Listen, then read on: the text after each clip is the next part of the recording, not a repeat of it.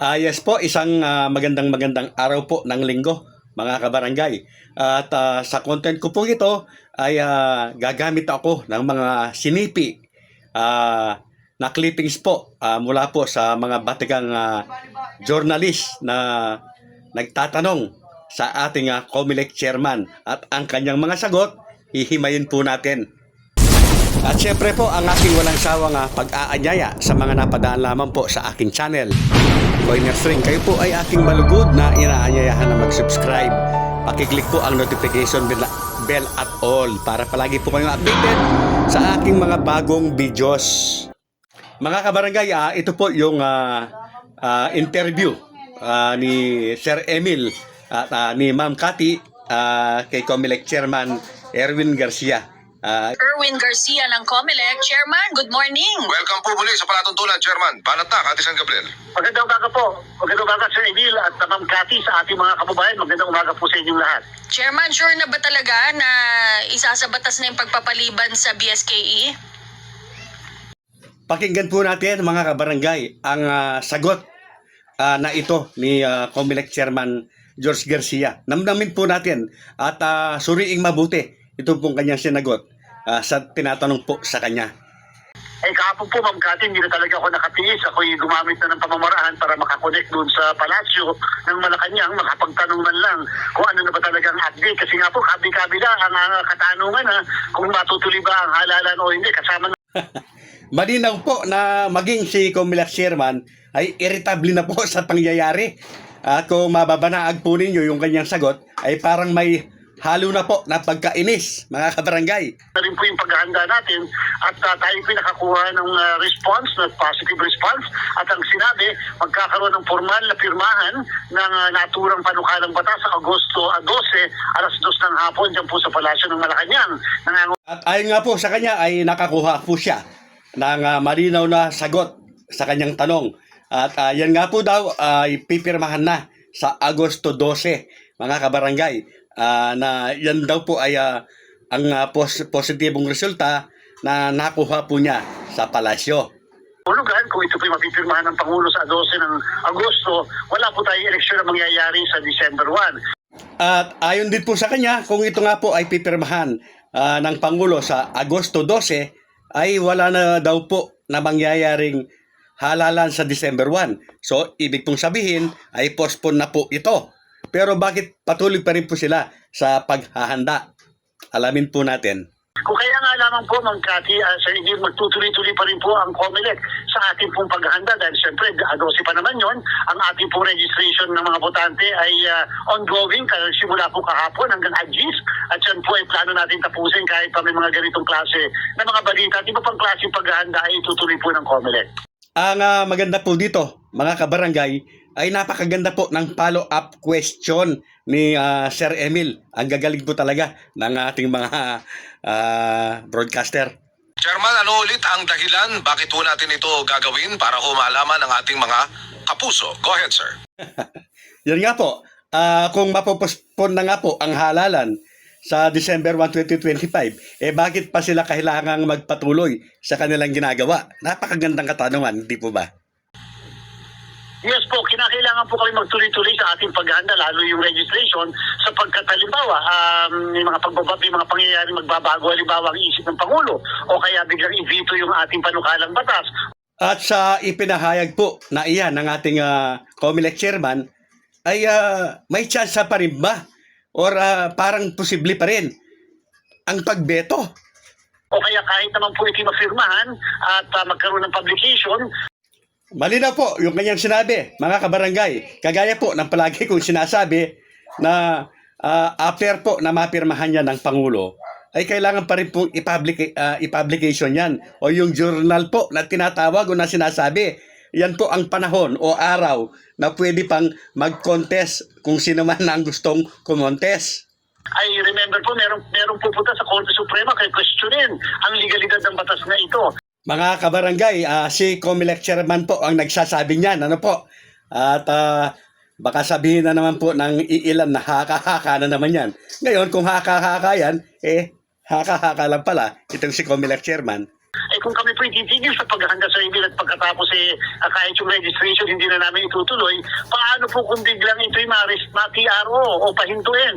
Di matutuloy yung election sa December 1 at hindi. So napakalinaw po, malinaw pa po sa sikat ng araw na mula po sa isang napakagaling po na election lawyer at nataon na siya po ang ating COMELEC chairman ay nasa isip din niya na kapag yan po ay nakarating ng Korte Suprema ay posible nga po na magkaroon ng TRO kung kakatigan ang petisyoner. Na sa next year. Pag nagkaganon, hindi kami nakapagparehistro ng 15 to 17 years old na mga kababayan natin, na mga senior high school sa limitan yan Ibig sabihin, wala makakaboto sa sangguniang kabataan ng ganong edad. Napakalinaw po mga kabarangay. May agam-agam itong ating COMELEC chairman na kapag nagpetisyon nga ay maaari nga po na matuloy ang halalan sa December 1, 2025. At kung wala po silang gagawin, ay sila po ang mapuputukan. At syempre po, ang kanyang inaalala, ito nga pong mga kabataan, na kung hindi po sila magtutuloy-tuloy sa kanilang pagpaparehistro, pagrerehistro, ay baka wala daw po na makaboto na bagong SK na butante. So, concern lamang po ang ating COMELEC chairman. At sabi ko nga po, dahil napakagaling po na election lawyer yan, ay napakaliki po ng posibilidad talaga na matuloy po ang halalan sa December 1, 2025. Magiging 4 na taon na po ang kanilang posisyon. Pakikwento po ko ano yung mga pagbabago ang mangyayari kung ikaw po ay nahalal bilang isang BSKE. Ito naman po yung sinipi po nating panayam kay COMELEC Chairman George Garcia mula po sa Net 25 kay Ma'am Pat at kay Madam Ali. Pakinggan po natin. Yes po, Mampat, sabi po nung panukalang batas na ang termino na ngayon ng mga miyembro ng barangay at SK ay 4 na taon sa halip na 3 taon lamang. At dati po ang pwede pong bilang ng panunungkulan ng isang barangay official ay 3 consecutive terms, which is less 9 years. Ngayon po, subject sila sa only one re-election. Kung sakali, 4 years plus 4 years, 8 years na yon. At pagkatapos hindi na sila pwedeng tumakbo sa naturang posisyon muli after no 8 years na yon. Napakalinaw po ng sagot ni COMELEC Chairman Garcia sa tanong po ng ano ba ang bagong batas o term setting kapag sa pipirmahan nga po ito ng Pangulo. So ayon po kay George Garcia, COMELEC Chairman, 2 terms na lang. 4 years, 2 terms, so 8 years na lamang po. Napakalayo po doon po sa term setting bill po na naratipikahan po ng Kongreso at ng Senado. Pwede po kaya ito? Ano kaya ang nangyayari, mga kabarangay? At ayon po sa kanila, ay gusto nga nilang pahabain yung termino ng mga barangay at SK officials. Pero lumalabas po sa napapag-usapan po ngayon, napaiksi pa, mga kabarangay. Curious lamang ako kasi noong 2023, yung Supreme Court declares na unconstitutional yung postponement noon ng BSKE. Etong particular instance na ito, yung meron pa rin pong kung may question yan, kung yan po ay hindi labag sa 1987 Constitution, na muli na ito, na pagpapaliban po ito. Mga kabarangay, muli po namnamin po natin ang kasagutan po na ito ng ating COMELEC Chairman sa tanong po ni Ma'am Ali. Napakagandang tanong po. Namnamin po natin ang kanyang isasagot. Yes po, Ma'am Ali, una, syempre kahit pa mapirmahan ang ating Pangulo at maging batas yan, syempre kaya po tuloy-tuloy din yung ating paghahanda, sure na may pupunta sa Korte Suprema at magke-question sa legalidad ng naturang batas. Although So, consistent po ang kanyang mga sagot, mga kabarangay. Kahit na sino pong reporter ang magtanong sa kanya, ay palagi pong sinasagot ni COMELEC Chairman na ang posibilidad po na talagang ito po ay makakarating sa Korte Suprema na kanyang pinapangambahan na ito po ay katigan. Kaya patuloy siya sa paghahanda, mga kabarangay. Bagamat may pasubali po siya dito sa susunod po na clippings. Kaibahan po ng batas na ito ngayon at yung dating pagpapaliban, ito kasi nag-fix ng term.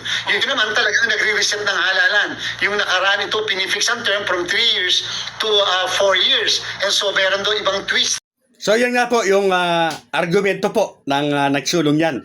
Magkaiba daw po yung nadeklara na unconstitutional noon dahil postponement lang yon. Ito daw po ay term fixing o term setting, mga kabarangay, na sinasabi po nila na hindi po lalabag sa konstitusyon.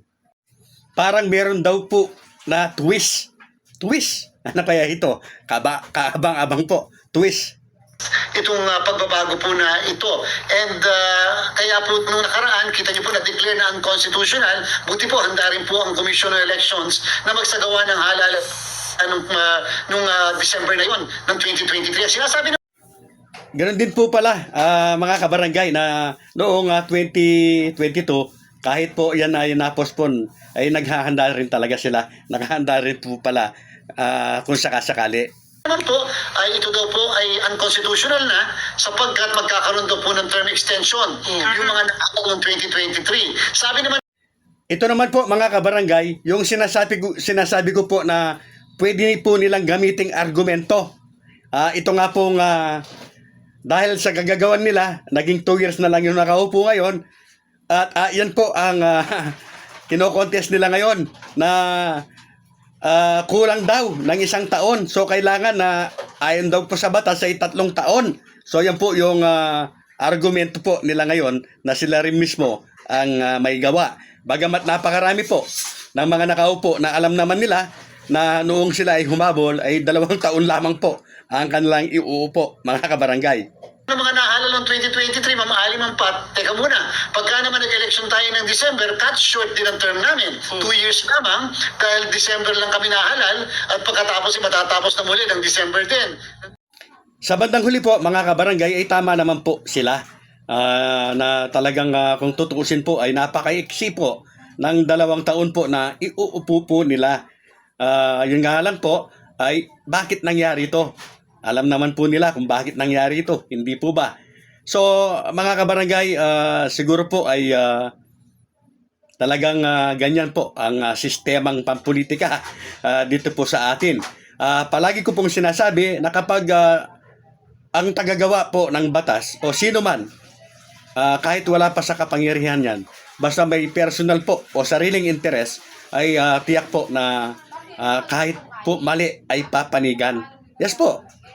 Kagaya po ng ating mga kabarangay na nakaupo po ngayon, in fairness po sa kanila, hindi naman po nila kasalanan kung umasa sila or maghintay po sila or talagang sasang-ayon po sila na sila po ay ma-extend, hindi po ba? Natural lamang po yun. Lalong-lalo na nga itong mga newcomer o yung mga baguhan po. Siyempre, 2 years lamang sila. Hindi po kagaya noong mga batikan na mga na-re-elect, talagang sila po ang nakinabang dito po sa 1 taon na nanakaw po doon po sa mga bagong upo. So, mga kabarangay, sana po ay nakapagbigay na naman po tayo ng linaw at gumamit po tayo ng clippings para hindi na po sabihin na ito ay haka-haka lamang po natin. At muli po, para hindi po kayo malito, mga kabarangay, ang halalan po ay nakatakda pa rin sa December 1, 2025 dahil wala pa rin pong bagong batas.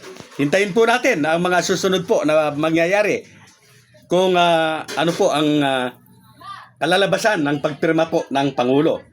Napakinggan po natin, napanood si Chairman Garcia na walang katiyakan po kung ano ang magiging resulta ng pagpirma ng Pangulo. Samantalang ang iba po ay nag-a-assume na kapag pinirmahan po yan ng Pangulo ay postpone na ang halalan sa December 1 at magaganap na ang halalan sa November 2, 2026. At ayon nga po sa mga naglalabasang balita, ay pipirmahan nga po yan ng Pangulo sa August 12 at ang hanggang August 14. Kung hindi man niya pirmahan ng 12, 13, 14. At para po sa kaalaman po ng lahat, paalala lang, yung akin si po August 15, kahit hindi po umakto ang Pangulo, yan po ay ganap na batas na. lapse into law na po. So talagang kahindik-hindik po at talagang hindi pa po natin talaga matansya ano po ang kahihinat na nito. Basta ang importante po, para hindi malito, December 1, 2025, 101%, tuloy na tuloy po dahil wala pa pong bagong batas.